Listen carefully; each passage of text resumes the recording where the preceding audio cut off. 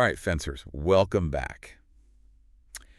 I think today we're going to be diving deep into something that can really, help all of us out there level up our game. Oh, yeah. Resistance training. Yeah.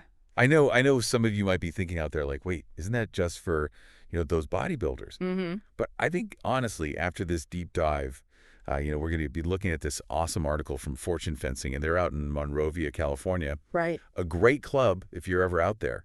But they have a really cool article all about the importance of resistance training for fencers, all Yeah. levels. And trust me, this is going to change your perspective. For sure.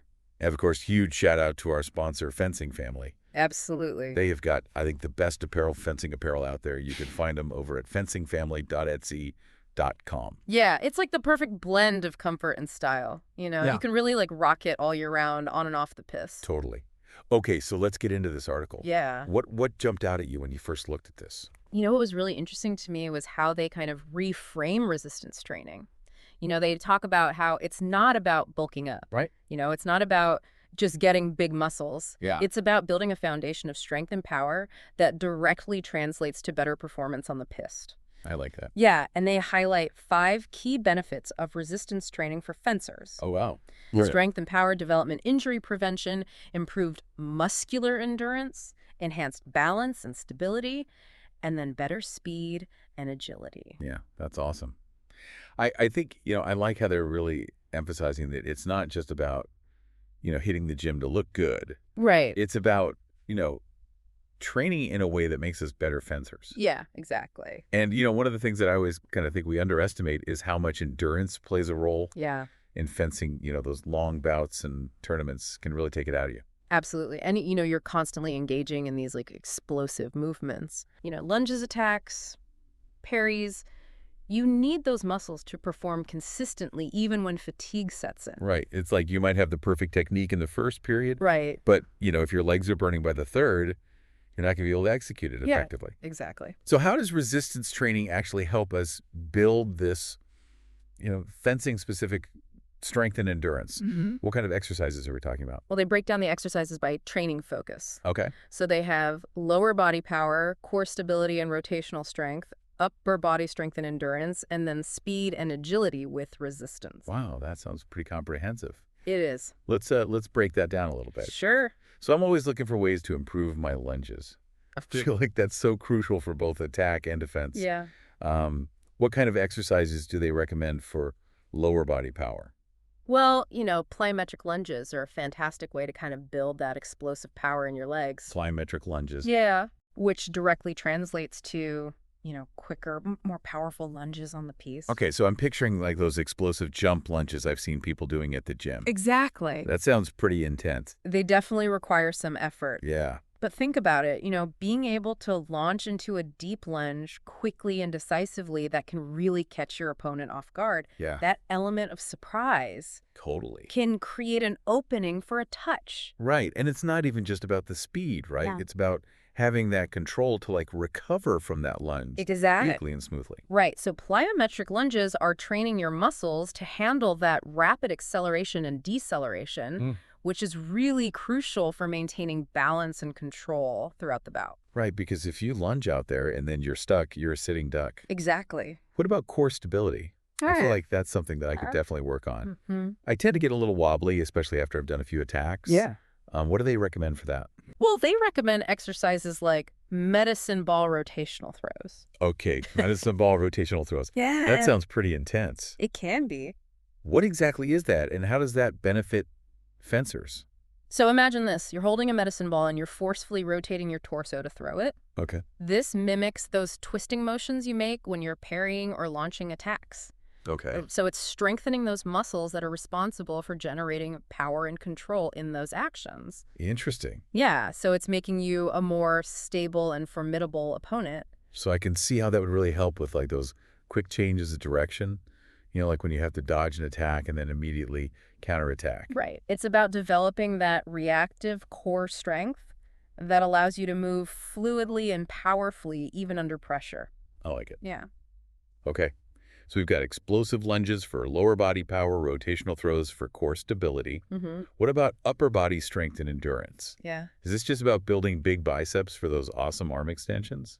Well, it's actually more nuanced than that. Okay. While arm strength is important, it's crucial to focus on developing strength and endurance in the back muscles as well. Okay. And they highlight an exercise called single arm rows. Single arm rows. Okay, I'm familiar with that, but how does that specifically benefit fencers? Well, think about how you hold your weapon. It's not just about your arm. Your entire back is engaged in supporting that weapon arm and maintaining that stable fencing posture. Oh, okay. So single arm rows strengthen those back muscles, which translates to better control, precision, and endurance in your blade work. I see. So it's not about, trying to overpower your opponent with brute force. Right. It's about having that subtle strength and control that allows you to manipulate your blade effectively. Exactly. Okay. It's all about that subtle strength that allows for precise blade manipulations, Right. parries and attacks. Very cool. Okay, so before we move on, I wanted to touch on something I feel like is often overlooked in training. Oh, Speed and agility. no, absolutely crucial. Right. Fencing is all about quick reactions Yes. and rapid changes in direction. For sure. So what are some things that they recommend for that? Well, they recommend incorporating exercises like band-resisted agility drills and resisted sprints Okay. to specifically target those skills. Okay. I can see how those would be beneficial. Yeah. Can you elaborate a bit on how those work and how they translate to fencing? Yeah. So imagine you're sprinting with resistance bands, Okay. forcing your muscles to work harder to propel you forward. Mm-hmm. This builds that explosive power in your legs, which translates to quicker footwork and faster attacks on the piste. Okay. Similarly, those agility drills, especially with added resistance, you're training your body to change direction quickly and efficiently, Oh. which is crucial for both offensive and defensive maneuvers. Yeah, so it's not just about being fast in a straight line. It's about being able to decelerate and change direction Exactly. with precision. Exactly. Okay, I like it. And control. This is all starting to paint a really clear picture of how resistance training can really benefit us. Yeah. We've covered lower body power, core stability, Yeah. upper body strength, and even speed and agility. Mm-hmm. It's all about targeting those specific muscle groups that are directly involved in those fencing movements. Absolutely. It's about developing functional strength that translates to better performance For sure. on the piste. Yeah. Well, before we get too deep into the specifics of each of these exercises, Mm-hmm. I think let's take a step back and look at the big picture of how to incorporate all this Right. into a training routine. Yeah. What does the article suggest in terms of structuring a weekly plan? Well, they actually provide a sample weekly training plan, Okay. and it's structured in a way that promotes balanced development. Okay, I'm intrigued. Yeah. Tell me more about this balanced approach. So the plan includes days dedicated to lower body strength and power core and upper body stability, and then speed and agility with resistance. But what's really interesting is that they also emphasize the importance of a recovery and stability day. Recovery and stability. Yes, That sounds like a very much needed break after all of that intense training. it is.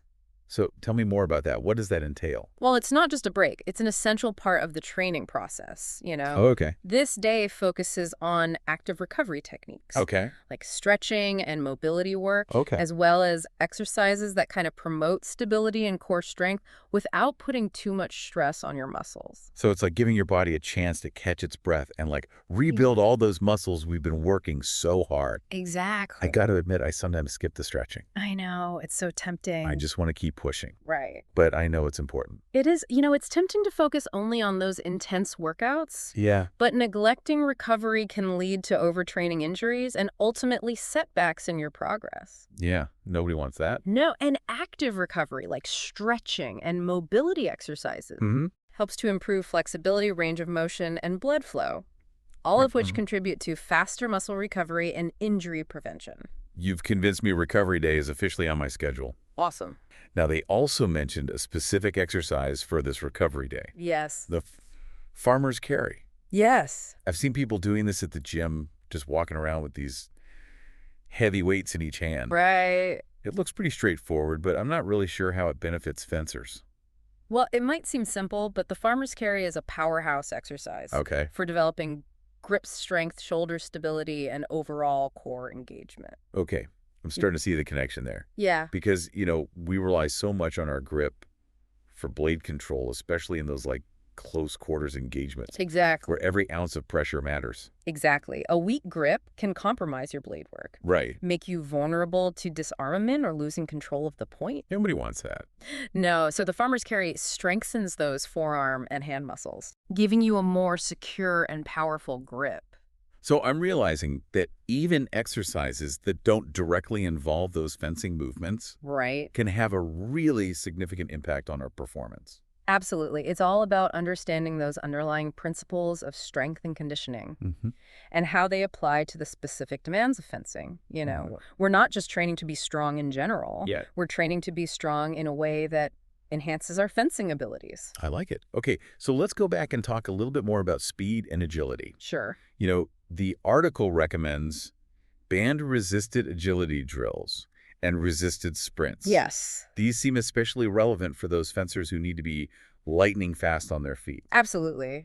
Fencing is all about those quick reflexes and the Mhm. ability to accelerate, decelerate, and change direction in an instant. Right. These exercises are designed to train those explosive movements. So it's not just about, running fast in a straight line. Right. It's about having that agility and that control Yeah. to outmaneuver your opponent. Precisely, the resistance bands add that element of challenge to those drills, Okay. forcing your muscles to work harder to maintain balance and coordination while moving at speed. Yeah. So this translates to better footwork, quicker reactions, and a more dynamic fencing style overall. Yeah, I can see how these would be particularly beneficial for fencers who specialize in weapons like foil or saber, where speed and agility are just so important. Right, you're right. Those weapons tend to favor a more dynamic and explosive style. Yeah. But even epigusts can benefit from incorporating speed and agility training. Sure. After all, every fencer needs to be able to move quickly and decisively to create openings and capitalize on opportunities. That's true. Yeah. So the article doesn't shy away from recommending some pretty intense exercises, Right. but they also emphasize the importance of proper technique and progression. Absolutely. Safety and effectiveness should always be the top priorities. Right. It's not about jumping into the most challenging exercises right away. Right. It's about starting gradually focusing on proper form and gradually increasing that intensity or resistance as you get stronger and more comfortable. That makes a lot of sense, especially for fencers who might be new to resistance training. Right. We don't want to risk injuries by trying to do too much too soon. Exactly. It's like building a house. You need a solid foundation before you start adding the walls and the roof. Totally. So a gradual approach helps you to develop strength and power Right. in a way that's safe and sustainable for your body. I like that analogy. Yeah. Okay, this has been a really eye-opening exploration of those specific exercises that they recommend. It has. We've covered everything from building that explosive power Yeah. to enhancing grip strength and improving our agility. Mhm. And we've seen how each of these exercises has like a direct correlation to improving our fencing performance. Absolutely. But it's important to remember that this is just a starting point, right? It is. The article encourages fencers to explore different exercises and find what works best for them. Right. Every fencer is unique with different strengths, weaknesses, and training goals. For sure. So it's about experimenting, listening to your body, and finding a training routine that helps you achieve those goals. That's a great point. Speaking of unique needs, Yeah. one thing that stood out to me in the article was how they addressed the concern that too much bulk can actually hinder speed and flexibility. It seems counterintuitive, but I've heard that from some fencers. It's a valid concern, and the key is to focus on functional strength, Oh. which is all about building strength that directly supports your fencing movements. Okay. It's not about packing on mass for the sake of it. So it's about finding that sweet spot where you're strong enough to execute your actions powerfully, Right. but not so bulky that it compromises your speed and agility. Exactly. And that's where a well-designed resistance training program tailored to the specific demands of fencing comes in. Okay, now before we wrap up this part of our deep dive, Yeah. I wanted to touch on something I feel like is often overlooked when we talk about strength training. Okay. The mental benefits. Oh, yes. The article highlights the mental side of resistance training, Yeah. and it's something I'm very passionate about. It mentions that resistance training can actually boost your confidence, Mhm. enhance your focus, and even improve your mental toughness. Yes. Now, these are all qualities that are essential for any athlete, but especially for us fencers.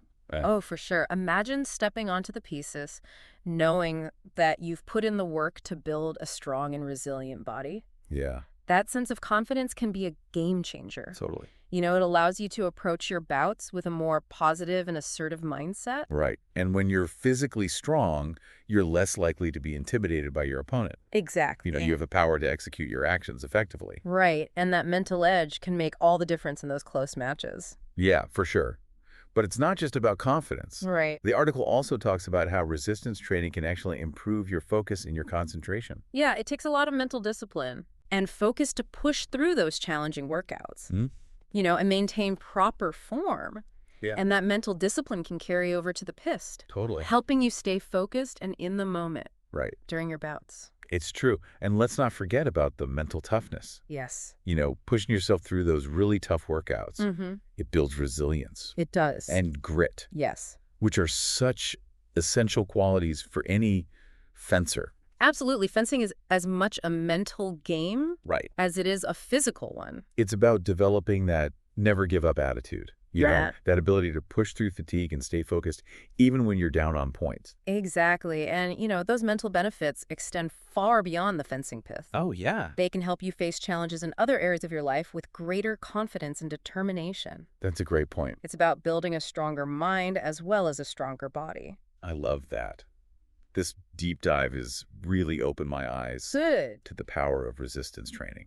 We've gone beyond the surface and explored how it benefits fencers in such specific and tangible ways. Absolutely. We've seen how it can improve our lunges, our blade, control our footwork, our stamina, even our mental game. For sure. And the beauty of it is that it's adaptable to every fencer's individual needs and goals.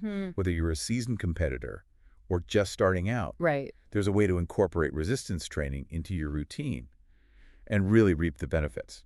Absolutely. The key takeaway here is that resistance training isn't just an option. For fencers who want to be stronger. It's an essential element of training for anyone who wants to reach their full potential in this sport. Yeah, I think that's such a great point. So as you reflect on your own fencing journey and consider those areas where you want to improve, think about how resistance training could help you achieve those goals. It's a great tool to have in your arsenal. And remember, it's not about becoming a bodybuilder.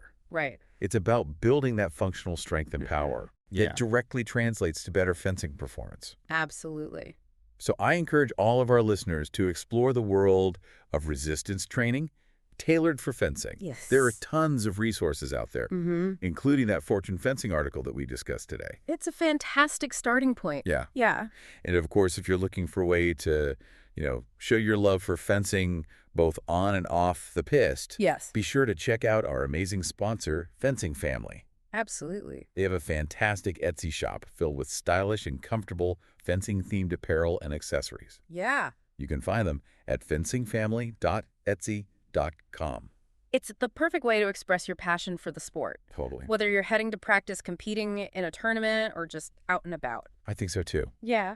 Well, thank you all for joining us for this deep dive. Yeah, thanks for listening. We hope you learned some valuable insights and are feeling inspired to level up your fencing game through the power of resistance training. Until next time, keep those blades sharp. And those muscles strong.